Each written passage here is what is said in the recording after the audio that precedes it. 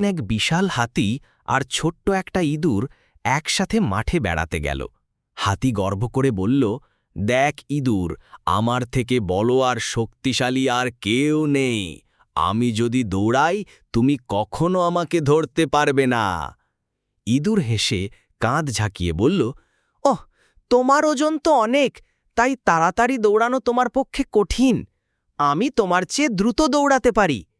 হাতি একটু ভাবল, তারপর বলল, আচ্ছা, তাহলে দেখি, দৌড় প্রতিযোগিতা করি। দুজনেই প্রস্তুত হল। শুরু হলো দৌড়। হাতি ধীরে ধীরে দৌড়াচ্ছিল, আর ইঁদুর ছুটে যাচ্ছে তুফান গতিতে। হঠাৎ ইঁদুর একটা ছোট্ট গর্তে পড়ে গেল। হাতি থেমে হাসতে হাসতে বলল, দেখলি, বড় হলেও সাবধানতা জরুরি। ইঁদুর উঠে গর্ত থেকে বাইরে এসে বলল, তুমি ঠিক বলেছ, সাবধানতা জরুরি, কিন্তু ছোট হওয়াটা মানেই ভয় পাওয়া নয়, সাহস থাকা খুব দরকার। শেষে হাতি আর ইঁদুর একসঙ্গে হেসে বলল, বন্ধুত্ব আর মজাই তো সবচেয়ে বড় জয়।